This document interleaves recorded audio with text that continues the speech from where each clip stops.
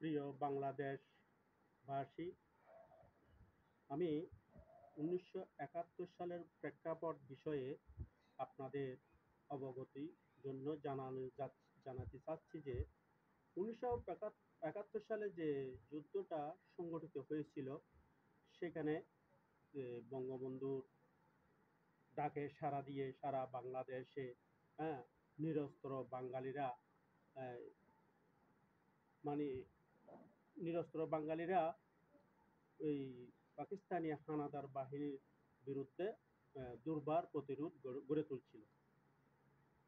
কারণ আমরা তো বাঙালিরা কখনো চিন্তা করিনি যে তৎকালীন পূর্ব পাকিস্তানে 1971 সালে যে আমাদেরকে যুদ্ধ করতে হবে, যে যে জন্য আমরা কোনোভাবেই আহ, প্রস্তুত প্রস্তুতি আমাদের ছিল না। পাকিস্তানিরা পশ্চিম পাকিস্তানিরা হঠাৎ আহ, আমাদের বাংলাদেশে 1977 সালে 7ই মার্চ অতর্কিতভাবে হামলা করে প্রচুর ঢাকা বিশ্ববিদ্যালয়ের ছাত্রদেরকে নির্মমভাবে হত্যা করেছিলেন। এরপর এরপরের পর্যায়ে বাংলাদেশে দুই ধরনের বাহিনী গড়ে উঠছিল, একটা হচ্ছে মুক্তিবাহিনী, একটা হচ্ছে রাজাকার বাহিনী। এই রাজাকার বাহিনী মুক্তি বাহিনীর মধ্যে দ্বন্দ্ব সংগঠিত হয়েছিল 1971 সালে। রাজাকার বাহিনী ছিল স্বাধীনতা বিপক্ষে, আর মুক্তিবাহিনী ছিল স্বাধীনতার পক্ষে। স্বাধীনতার বিপক্ষে রাজাকার বাহিনী চাইছিল যে সারা এই যে পূর্ব পাকিস্তানি থাক, পশ্চিম পাকিস্তানের আন্ডারে আমরা চলবো। এটাই ছিল রাজাকার বাহিনীর মূল মতাদর্শ। রাজাকার বাহিনীরা কখনো চায়নি যে স্বাধীনতা সংগ্রামে তারা পরাজয় লাভ করুক, তারা চাইছিল সবসময় জয়লাভ করার জন্য।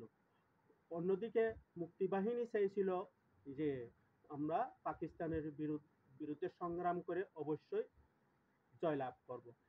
একটা কথা আছে না, খেলার মাঠে খেলতে গেলে এক দল জিতবে আর এক দল হারবে, এটাই তো চিরাচরিত নিয়ম। সে যে কোনো খেলায় হোক, যে কোনো খেলায় হোক, যে কোনো খেলায় একদল এক পক্ষ জয়লাভ করবে আর এক পক্ষ পরাজয় বরণ করবে। এইটা আমরা সাধারণ খেলাধুলায় মেনে নেওয়ার চেষ্টা করি। তবে আমি একটা কথা বলি, বাংলাদেশের প্রেক্ষাপটে বিগত দিনে আবাহনী মোহামেডান দুইটা ক্লাব ছিল। আবাহনী মোহামেডানের খেলা যখন ফুটবল খেলা যখন শুরু হয়, তখন পুরো বাংলাদেশে এক পক্ষ ছিল আবাহনী ক্লাবের পক্ষে, আর পক্ষ ছিল মোহামেডান ক্লাবের পক্ষে। যখন ঢাকা বঙ্গবন্ধু স্টেডিয়ামে আবাহনী মোহামেডানের মধ্যে খেলা চলে, তখন আবাহনী যখন জিতে যায়, তখন মোহামেডানের পক্ষের সমর্থকরা গ্যালারিতে নানা অতর্কিত হামলা চালায়। আমি এটা একটা উদাহরণ হিসেবে বলতেছি। আবার যখন মোহামেডান জিতে যায়, আবাহনীর সমর্থকরা মোহামেডানের সমর্থকদের উপরে খেপে গিয়ে ইট পাটকেল মারতে শুরু করে। পুরো বাংলাদেশে একটা অরাজক পরিবেশ সৃষ্টি হয়। তো ক্রিকেট খেলার আগমনের কারণে, ক্রিকেট খেলা যখন ডেভেলপ হলো, এই আবাহনী মোহামেডানের ক্লাবের সমর্থকদের মধ্যে ফুটবল খেলা নিয়ে দ্বিধাদ্বন্দ্ব, মানে মারামারি হানাহানি, এই সংস্কৃতিটা বিলুপ্ত হয়ে গেল। তো আমাদের বাংলাদেশে বর্তমান প্রেক্ষাপটে 1971 সালে যখন বাংলাদেশে প্রচুর, ধরেন 7 কোটি জনগণ ছিল, 7 কোটি জনগণের সবাই, নারী পুরুষ সবাই সম্মিলিতভাবে, হ্যাঁ, যার যা কিছু ছিল তাই নিয়ে পশ্চিম পাকিস্তানের হানাদার বাহিনীর বিরুদ্ধে প্রতিরোধ গড়ে তুলেছিল। সে সময় আমরা নিরহ বাঙালিরা নিরুপায় হয়ে কোটি কোটি বাঙালি ভারতে আশ্রয় নিয়েছিল। যে কারণে আমরা অনেকটা ভারত থেকে সার্বিক সহযোগিতা পেয়েছিলাম। তৎকালীন প্রধানমন্ত্রী ইন্দিরা গান্ধী আমাদেরকে, নিরহ বাঙালিদেরকে, বাঙালি শরণার্থীদেরকে আশ্রয় দিছিল এবং প্রশ্রয় দিছিল এবং এই অস্ত্র চালনার বিষয়ে ট্রেনিং দিয়েছিল। কারণ আমাদের বাঙালিরা তো অস্ত্র চালনা করার জন্য ট্রেনিং ছিল না, জানতো না। সেজন্য ভারতে আমাদেরকে আশ্রয় দিয়ে, সকল প্রকার খাবার দিয়ে, বাসস্থান দিয়ে আমাদেরকে সহযোগিতা করছিল। যে কারণে ভারতের সহযোগিতায় আমরা 1971 সালে বাংলাদেশের জনগণ যুদ্ধের মুক্তি সংগ্রামের পক্ষে মুক্তি বাহিনীরা এই জীবনের ঝুঁকি নিয়ে জীবন দিয়ে এই দেশকে স্বাধীনতা এনে দিয়েছিল বঙ্গবন্ধুর নেতৃত্বে। তখন বঙ্গবন্ধু ছিল পাকিস্তানের কারাগারে। তো এই দেশের জনগণ, আপামার জনগণ জীবনের ঝুঁকি নিয়ে এই বাংলাদেশকে স্বাধীন করেছিল। তখনকার রাজাকারদের ভূমিকা ছিল, যেহেতু পুরুষেরা ঘর বাড়ি ছেড়ে চলে গেছে, এটা অপ্রিয় সত্য কথা, এটা জেনুইনলি অপ্রিয় সত্য কথা আমি এখন না বলে পাচ্ছি না, বিদায় অপ্রিয় সত্য কথাটা বলতেছি। তখন 1971 সালে বাঙালি প্রতিটা ঘরে ঘরে পুরুষ শূন্য ছিল। পুরুষরা চলে গেছিল ভারতে ট্রেনিং নেওয়ার জন্য। এই পুরুষ শূন্য এলাকায় রাজাকাররা, এই দাড়িওয়ালা টুপিওয়ালা ইসলামিক ছদ্মবেশে রাজাকাররা পাকিস্তানি হানাদার বাহিনী মুসলমানদের হাতে বাড়ির ঘরের বৌজিকে দর্শন করার জন্য এই রাজাকারের বাহিনীরা সহযোগিতা করছিল। এত নির্মম, এত নিষ্ঠুর রাজাকারের অবস্থান ছিল। মুক্তিযুদ্ধে যারা অংশগ্রহণ করতে যেত তাদেরকে হত্যা করত, নির্বিচারে হত্যা করত। পাশাপাশি পুরুষরা যখন ঘর ছেড়ে চলে গেছে, পুরুষ শূন্য এলাকায় হানাদার বাহিনীদেরকে ঢুকিয়ে, পাকিস্তানি হানাদার বাহিনীকে ঢুকিয়ে এই বাড়ির ঘর নিরহ বৌজিকে হানাদার বাহিনীদের হাতে তুলে দিত। এই হানাদার বাহিনীরা নির্বিচারে গণদর্শন করত এই বাঙালি নারীদেরকে। আজকে যাদেরকে বলা হয় বীরাঙ্গনা নারী, এই বীরাঙ্গনা নারী কাদের জন্য সৃষ্টি হয়েছে? এই রাজাকারদের জন্য সৃষ্টি হয়েছে, এই রাজাকার বাহিনীদের জন্য সৃষ্টি হয়েছে। সেই সময় তারা যেমন যুদ্ধের বিরুদ্ধে, মানে স্বাধীনতা যুদ্ধের বিপক্ষ ছিল, মুক্তি বাহিনীদের বিপক্ষ ছিল।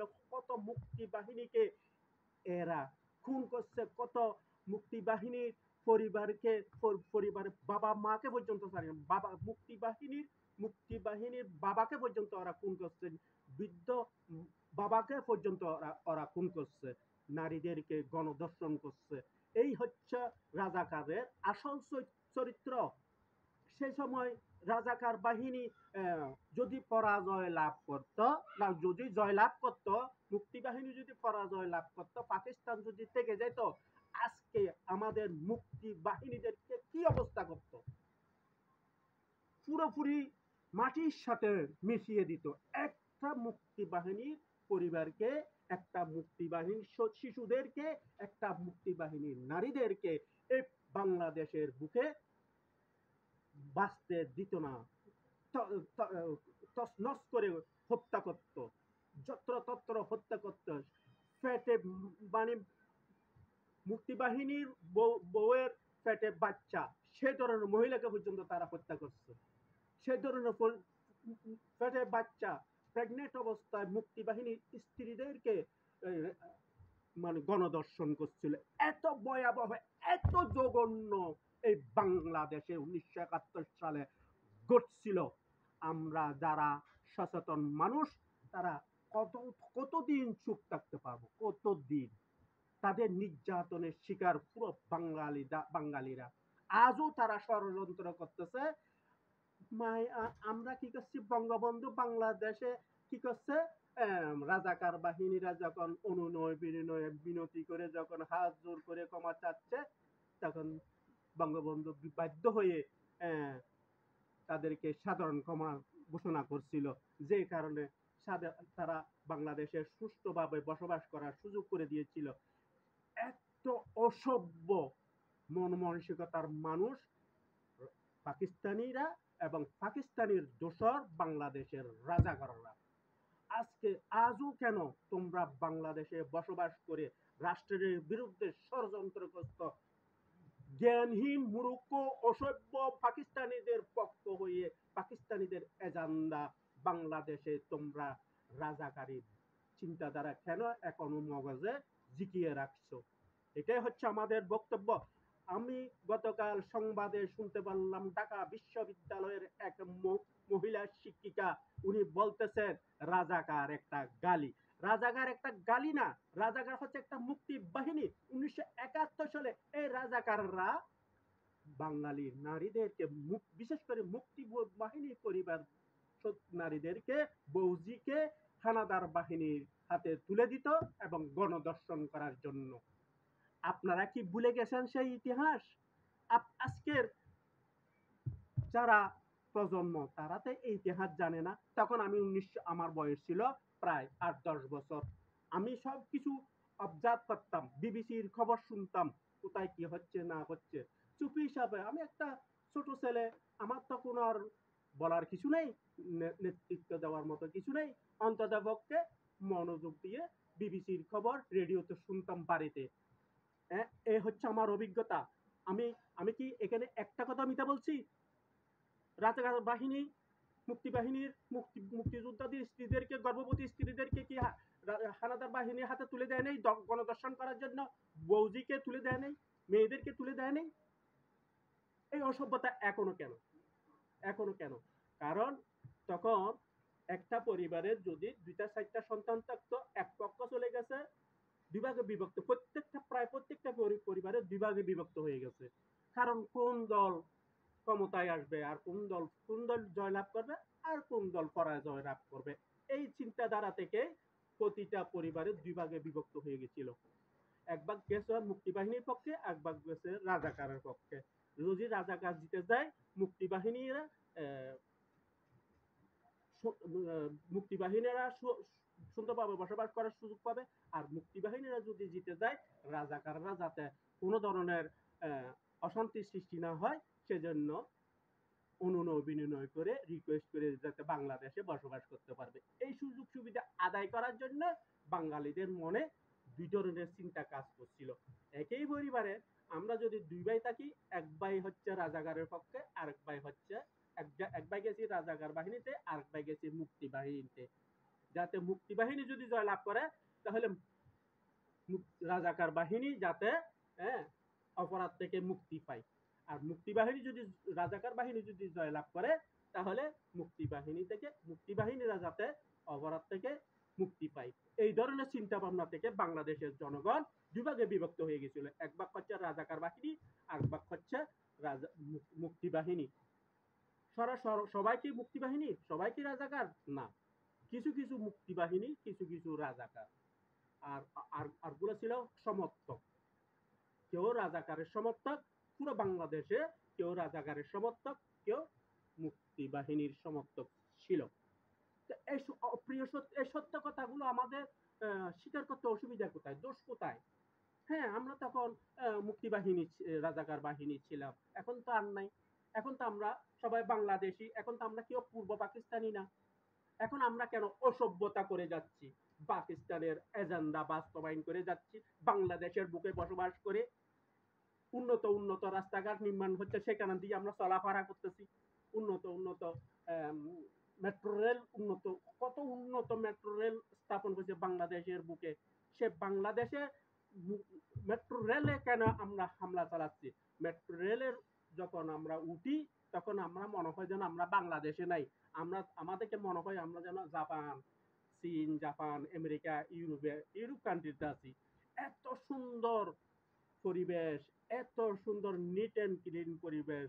মেট্রো রেল উত্তরা থেকে বর্তমানে মতিঝিল পর্যন্ত এই মেট্রো রেল লাইনে যে এত উন্নত একটা প্রযুক্তি, এত উন্নত একটা স্থাপনা বাংলাদেশের বুকে স্থাপন হলো, সেটা সহ্য হচ্ছে না পাকিস্তানিদের। পাকিস্তানিরা তো এখনো অগামাগা রয়ে গেছে, তাদের কোনো উন্নয়ন উৎপাদন নাই, তারা আছে রাজনৈতিক রেষারেষি হানাহানির ভিতরে। আর আমরা বাংলাদেশে জনগণ সম্পৃক্ত আছি বলে বাংলাদেশের নেতৃত্ব স্থানীয়রা আজকে উৎপাদন উন্নয়নের রাজনীতি করে যাচ্ছে। তাদেরকে সেটা যাতে তারা করতে না পারে, নানান ধরনের ইস্যু বানিয়ে আজকে বাংলাদেশে এই ধরনের অরাজকতা সৃষ্টি করতেছে। অবশ্য আমার কাছে বিবেক মানবিক কারণে, মানবতাবাদী হয়ে মানবিক কারণে মানবতার তার নাই, অসহ্য লাগে। কেন? আচ্ছা ঠিক আছে, আমরা ভাই ভাই এক সময় মারামারি হাতাহাতি না বুঝে করছি, এখন আমরা সবাই মিলেমিশে বসবাস করি, দেশের শান্তিপূর্ণ পরিবেশ বজায় রেখে আমাদের দেশটাকে অর্থনৈতিকভাবে স্থাপনার দিক থেকে উৎপাদন উন্নয়নের দিকে আমাদের দেশটাকে এগিয়ে নিয়ে যাই। সবাই আমরা সে প্রচেষ্টায় না যাইয়ে আমরা কেন করতেছি বারবার বারবার বারবার বারবার এখনো সে 1971 সালের রাজাকার চিন্তা ভাবনা মাথায় রেখে বাংলাদেশের উন্নয়ন উৎপাদনে বাধাগ্রস্ত করতেছি। এটা হচ্ছে চরম অসভ্যতা, এটা হচ্ছে জঘন্য অসভ্যতা। বাংলাদেশে পাকিস্তানিদের এজেন্ডা, পাকিস্তানের মদত পুষ্ট হয়ে আমরা এখনো রাজাকারী চিন্তা ভাবনা মাথায় রেখে দিছি। এই জন্য বলা হচ্ছে রাজাকার, এই জন্য বলা হচ্ছে রাজাকার। শেখ হাসিনা কেন বলছে বারবার এই রাজাকারী চিন্তা ভাবনা দ্বারাই বাংলাদেশে উন্নয়ন উৎপাদনে বাধাগ্রস্ত করতেছে এবং আন্তরিকভাবে সেখানে সিনে চাচ্ছে পুরো পুরো বাংলাদেশকে মডার্নাইজ করার জন্য। কিন্তু এই কাজে বাংলাদেশকে এই রাজাকার বাহিনী, জামাত শিবির, রাজাকারের মুখোশ হচ্ছে, রাজাকারের মুখোশ হচ্ছে জামাত শিবির। এই মুখোশধারী রাজাকাররা সারা বাংলাদেশে এখনো ষড়যন্ত্র করে যাচ্ছে। সাধারণ ছাত্র ছাত্রীরা যদি কোটা সংস্কারের আন্দোলন করত, তাহলে আইন অনুযায়ী তারা যেত। প্রধানমন্ত্রী আপিল করছে, যখন কে বা কারা হাইকোর্টে আবেদন করছে কোটা সংস্কার বহাল রাখার জন্য, শেখ হাসিনা নির্দ্বিধায় সরাসরি এই আবেদনের বিপরীতে আপিল করছে। তোমরা জনগণ তো তখন ছিলেই না, তোমরা সাধারণ ছাত্রীরা তখন কোথায় ছিলে? তো তোমরা যখন এসে আসছ মানে কোটা আন্দোলন সংস্কার করতে হবে, তার আগে শেখ হাসিনা বারবার বলতেছে যে আবেদনকারীরা তো আমি নির্বাহী অফিসে আসে নাই, তারা গেছে হাইকোর্টে। হাইকোর্টে যখন তারা গেছে, হাইকোর্টের রায় কি হয় দেখো, আমরা তো আছি, আমরা তো আপিল করছি, আপিলের অনুযায়ী সেটা সে প্রক্রিয়ার মাধ্যমে চূড়ান্ত সমাধান হবে। চূড়ান্ত সমাধান না হওয়া পর্যন্ত আমরা কি বলি, সেটা চূড়ান্ত না হওয়া পর্যন্ত তোমরা একটু ধৈর্য ধরে ক্লাসে যাও, বাড়ি ঘরে চলে যাও, কোনো ধরনের হট্টগোল গট্টগোল করিও না। কারণ তোমরা তো অসভ্য, তোমরা অসভ্য ছাত্র ছাত্রীদেরকে তোমরা you make build by Islamic terrorist, you make general student made by terrorist Islamic foundation, terrorist Islamic Shibir, terrorist Islamic Pakistani agenda you built in this Bangladesh. It is impossible. All are you stupid? All are you student stupid? You establish all are you establish agenda of Pakistan, agenda of Shibir, agenda of Jamaat. This is absolutely right. This is absolutely right. All are you English? All are you অসভ্য। দেশের ধ্বংস করার জন্য, দেশের ধ্বংস করার জন্য তোমরা তৎপর হয়েছে, দেশের উৎপাদন উন্নয়নে বাধাগ্রস্ত হওয়ার জন্য, দেশের উৎপাদন উন্নয়নকে বাধাগ্রস্ত করার জন্য তোমরা অসভ্যতার আশ্রয় নিয়েছ। কোটা সংস্কারের আন্দোলনের নামে। সো আমরা আমরা বাংলাদেশের জনগণের উচিত সভ্য, শান্ত, ভদ্র হওয়া, উন্নয়নে বাধাগ্রস্ত না করা। 2007 সালে 7ই জানুয়ারি নির্বাচন হয়েছিল।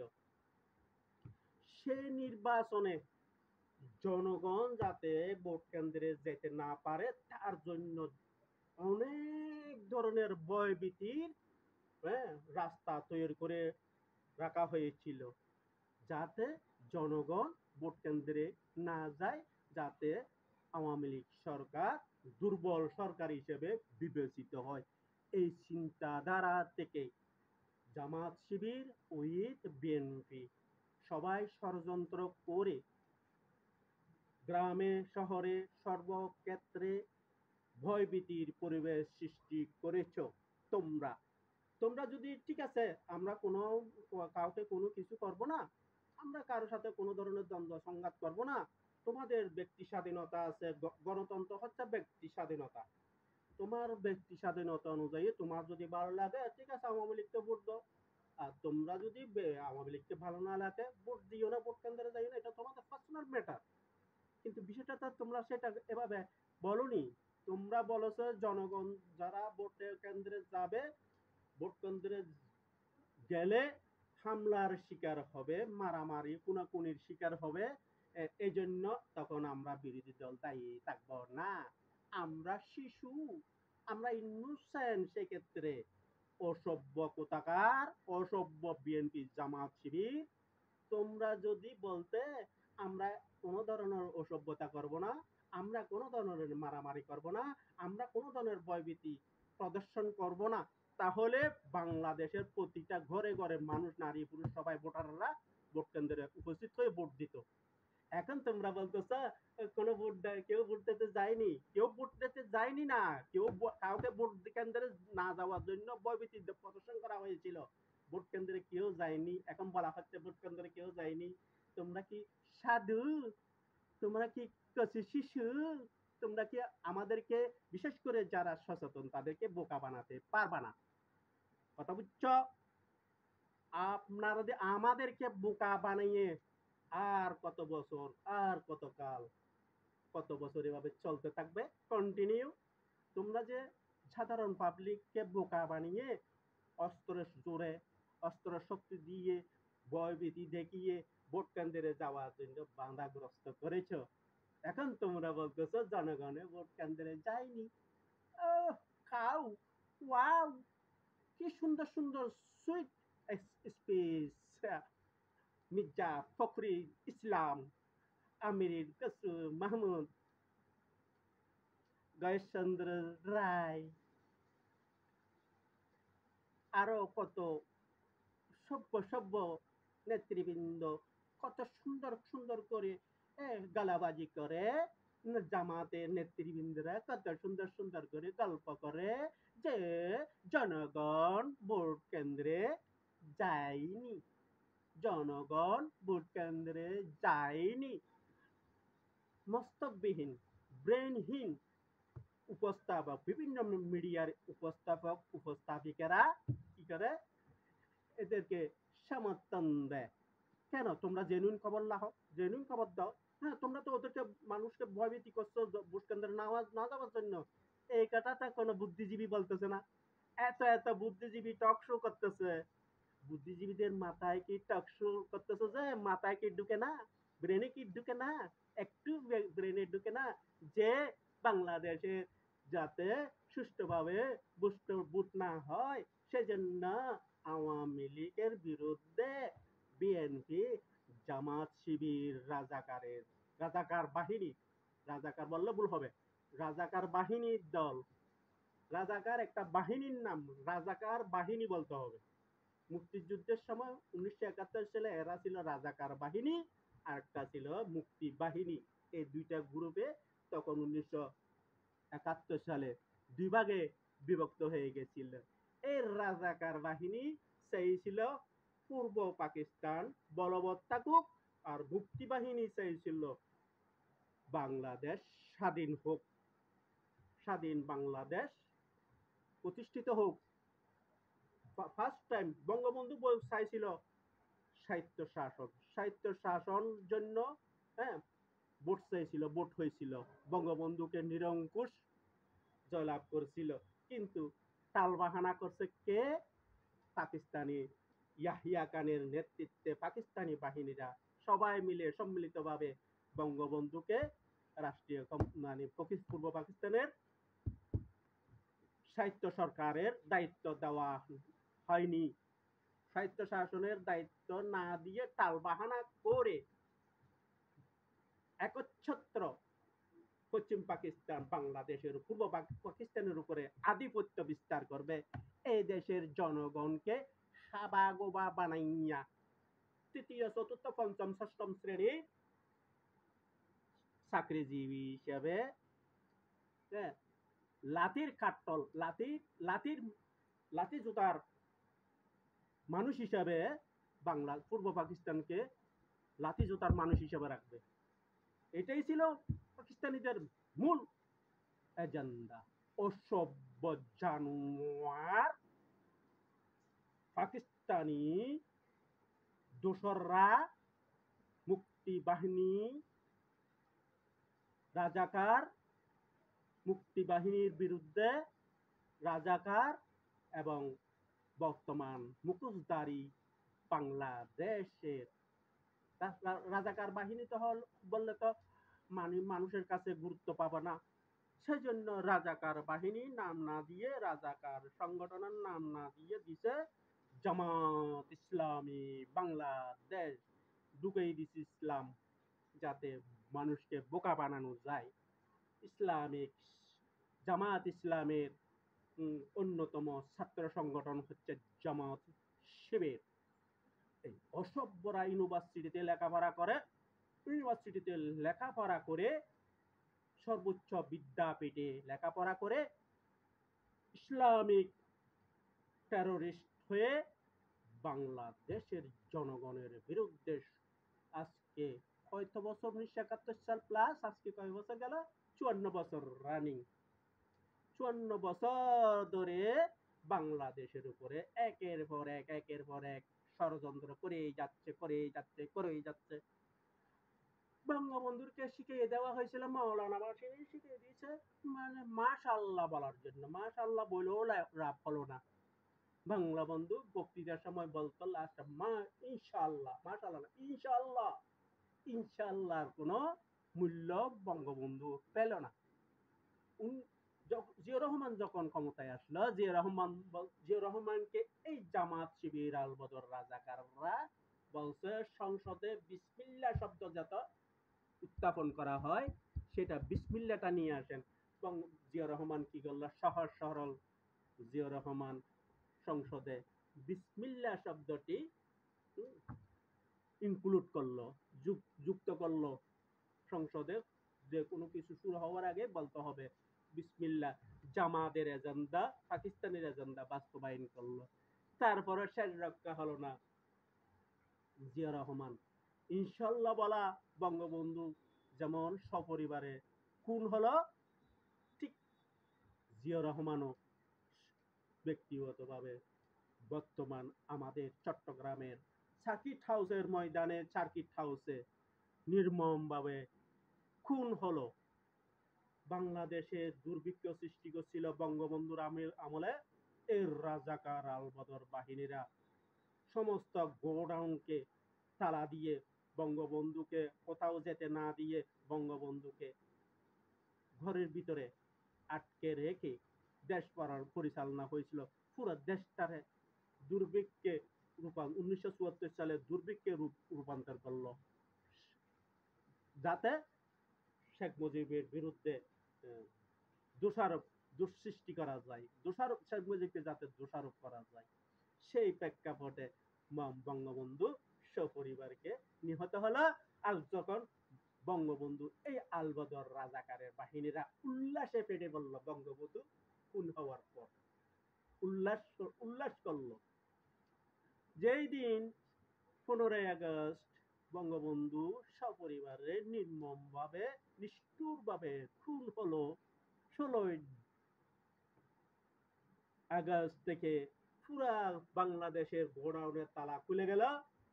হঠাৎ দ্রব্যমূল্য দাম কমে গেল। দ্রব্যমূল্যের দাম স্বাভাবিক হয়ে গেল। একদিনের difference, one day between 2 days difference. I feel about this whole Bangladesh problem and solve. একদিন আগে পুরো বাংলাদেশটা হচ্ছে সমস্যায় জর্জরিত যেদিন বঙ্গবন্ধু খুন হলো। একদিন পরে পুরো বাংলাদেশ হয়ে গেল স্বাভাবিক। নিত্য প্রয়োজনীয় জিনিসের দাম একদিনেই কমে গেল। তাহলে ষড়যন্ত্র কারা? এই জামাত শিবির, রাজাকার, আল বদররা সপরিবারে বঙ্গবন্ধুকে খুন করলো। বঙ্গবন্ধু হচ্ছে একজন বিশাল অধিকারের মানুষ। বঙ্গবন্ধুর উচিত ছিল 1971 সালে মুক্তিবাহিনীর ভাইদের অনুরোধে রাজাকার বাহিনীদেরকে ছাড় না দেওয়া। ছাড় দিছে বিশাল মনের অধিকারী বঙ্গবন্ধু।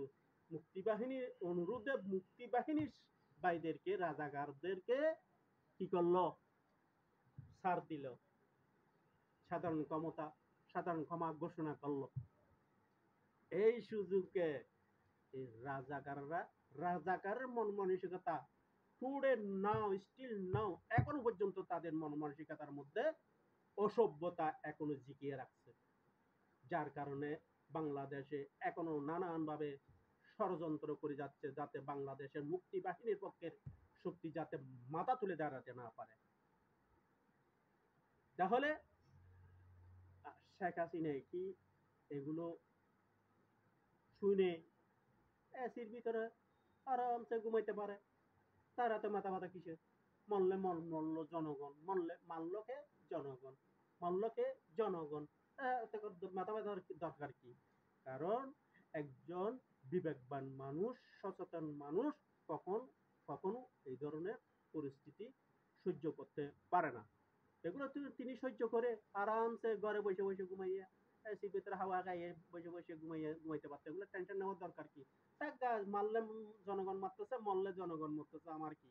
আমি এত এত আমার মাথা ব্যথার দরকার কি? আমি আরামসে ঘুমাইয়া থাকি, আমার বাবার দরকার কি?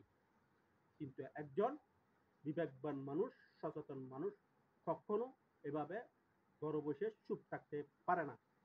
শেখ হাসিনা চাইলে আমেরিকায় যেয়ে বাংলাদেশের অসভ্য অসভ্য অসভ্য রাজাকার রাজাকার জামাত শিবির এর বাংলাদেশে বসবাস করার চেয়ে শান্তিপূর্ণ আমেরিকায় যাইয়া ছেলে মেয়েদেরকে নিয়ে, নাতিপতিদেরকে নিয়ে স্বাধীনভাবে বুক খুলে হেসে খেলে যে জীবন না কাটিয়ে এই বাংলাদেশের অসভ্য জনগণের সাথে বসবাস করতেছে। কারণ পারে না। বিবেকবান মানুষরা এক জায়গায় যাইয়া একা বসে বসে আরামে ঘুমাইতে পারে না।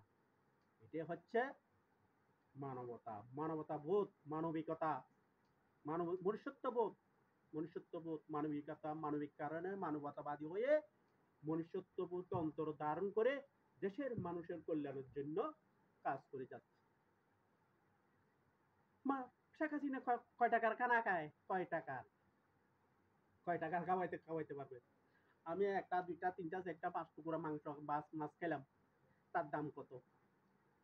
আমি এক মগ দুধ খেলাম, তার দাম কত? আমি 200 মাছটা মানে এক বেলায় 200 মাছটা ডিম, তার দাম কত? বড়জোর 1000 টাকা খাইতে পারবো এক বেলায়, বড়জোর 2 বেলায় 2000, 4 বেলায় না হলে 3000 টাকা খাইতে পারবো একদিনে। তার বেশি খাইতে পারবো? আমেরিকায় যদি আমি থাকি, আমার ছেলে মেয়ে যে ইনকাম করে সেই আমি আরো বেশি খাইয়ে খাইয়ে, আসলে কি পারে একটা মানুষ কত খাইতে পারে? কথা হচ্ছে কি মানবিকতা। শেখ হাসিনা মানবিক কারণে মানবতাবাদী হয়ে মনুষ্যত্ববোধকে অন্তর ধারণ করে মানুষের, বাংলাদেশের জনগণের আত্মসামাজিক উন্নয়নের জন্য, বাংলাদেশকে ডেভেলপ করার জন্য শান্তিপূর্ণভাবে কাজ করে যাচ্ছে। অর্থনৈতিকভাবে উৎপাদন উন্নয়নের দিকে যাচ্ছে। আমি জিয়াউর রহমানকে সেলিউট জানাই, বিকজ জিয়াউর রহমান এই দেশে মানে নিজের কথা না ভেবে, পরিবারের কথা না ভেবে, মন প্রাণ উজাড় করে দিয়ে সারা দিন সকাল থেকে মানে 24 আওয়ার যতক্ষণ পর্যন্ত সে না ঘুমায় ততক্ষণ পর্যন্ত এই দেশের মানুষের জন্য মন প্রাণ উজাড় করে দিয়ে এই দেশকে অর্থনৈতিকভাবে ডেভেলপ করার জন্য উৎপাদন এবং উন্নয়নের রাজনীতি করছিল। সেজন্য আই সেলিউট জিয়াউর রহমান। জিয়াউর রহমানকে আমি সেজন্য অত্যন্ত ভালোবাসি। সে এসেই উৎপাদন উন্নয়নের রাজনীতি করেছিল, উন্নয়ন উৎপাদনের রাজনীতি শুভ সূচনা করেছিল।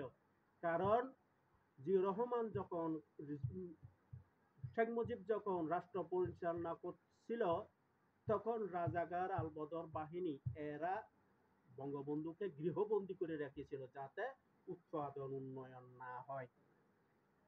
এই রাজাকার অসভ্য মন মানসিকতার রাজাকারের বাহিনীদের পিছনে ইন্ধন দিচ্ছে পাকিস্তানের অসভ্য টেরোরিস্টরা, অসভ্য টেরোরিস্টরা, জঙ্গি ও সন্ত্রাসীরা। আমি সরকারকে বলবো না, জনগণ যদি না করে সরকারের কি করার আছে? জনগণের মধ্যে কিছু অসভ্য, এত বেশি স্টুপিড, এত বেশি হিংস্র, এত বেশি টেরোরিস্ট, এরাই বাংলাদেশের উন্নয়ন উৎপাদনের দিকে যাতে অগ্রগামী না হয়, তাদের মতো বাংলাদেশি পাকিস্তানিদের মতো অবহেলিত থাকে, সেজন্য এত ক্রিটিসাইজ, এত ক্রিটিসাইজের মাধ্যমে, ষড়যন্ত্রের মাধ্যমে এই দেশটাকে যেন পাকিস্তানিদের মতো পিছিয়ে থাকে, উন্নয়ন উৎপাদন না হয়, সেজন্য তারা এই ধরনের ষড়যন্ত্র করে যাচ্ছে। 2018 সালে রোহিঙ্গাদেরকে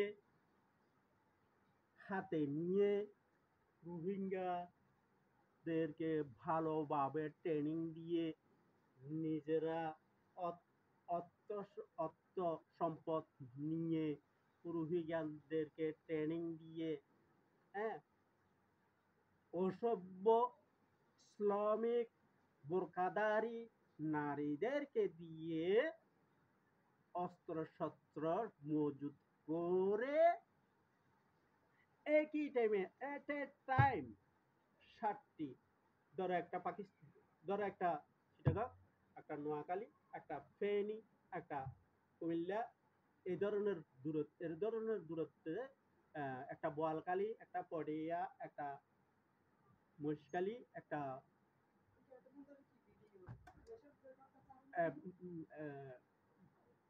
মহেশখালী এবং রাঙ্গুনিয়া,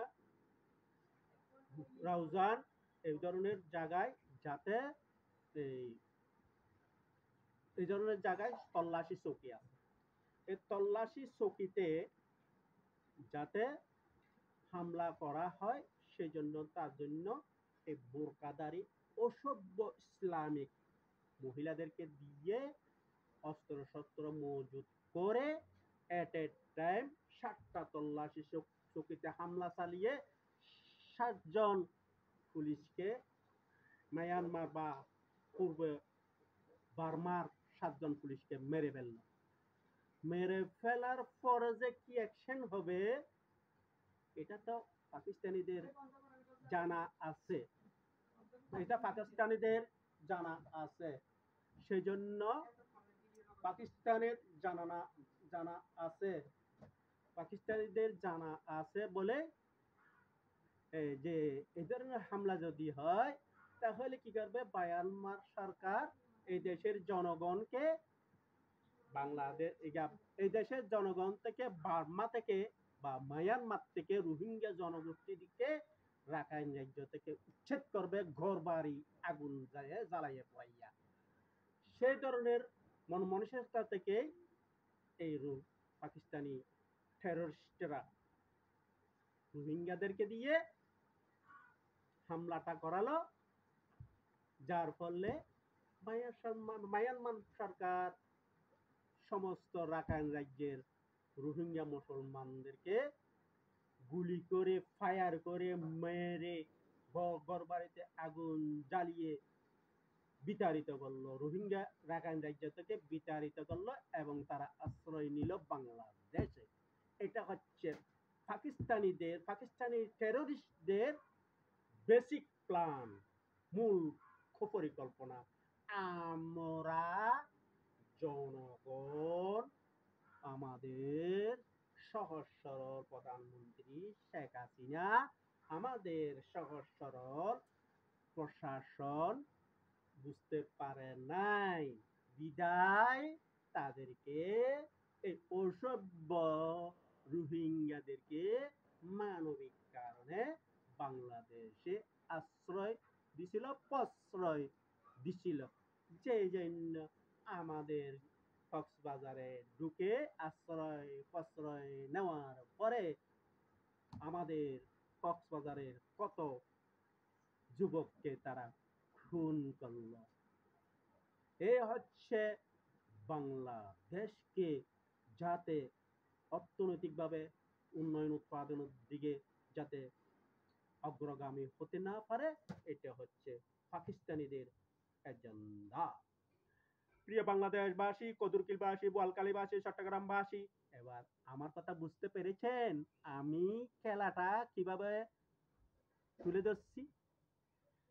বাংলাদেশে বুকে এত রকমের ষড়যন্ত্র কারা করতেছে, কিভাবে হচ্ছে, কারা করতেছে, আপনারা কি বুঝতে পেরেছেন? আমরা হাবা গোয়া বাংলাদেশ, বাংলাদেশি, বাংলাদেশের জনগণ কেন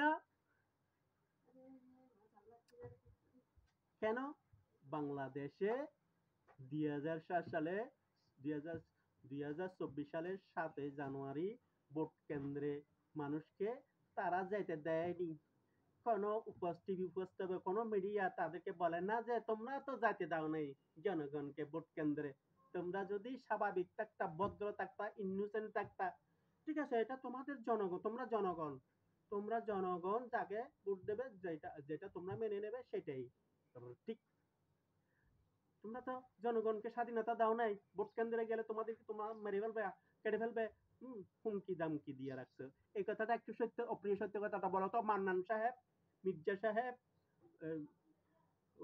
ফখরুল সাহেব, ফখরুল বদ্দা, ফখরুল বদ্দা, একখানা সত্য কথা বলো তো, তোমরা জনগণকে হুমকি দামকি দাও নাই? আমির কসরুল বদ্দা, তোমরা একখানা সিটেঙ্গা ভাষায় হই দেরিওয়া, বুঝছো না? আমির কসরু বদ্দা, তুই তো সিটেঙ্গা পোয়া, তুই একখানা বালা সত্য কথা কত চাই, তুই তোমরা জামাতের নেতৃত্বে পাকিস্তানি এজেন্ডা বাস্তবায়ন করছো কিনা না করো, তোমরা কেন করছো মিলিমিজিরে জনগণের হুমকি দামকি দিও যাতে 7 জানুয়ারিতে আওয়ামী লীগে যাতে ভোট দিতে না পারে, সেজন্য ভয়ভীতি দেখিয়েছ, সেজন্য জনগণ ভোট কেন্দ্রে যায়নি, এমনি এমনি যায়নি।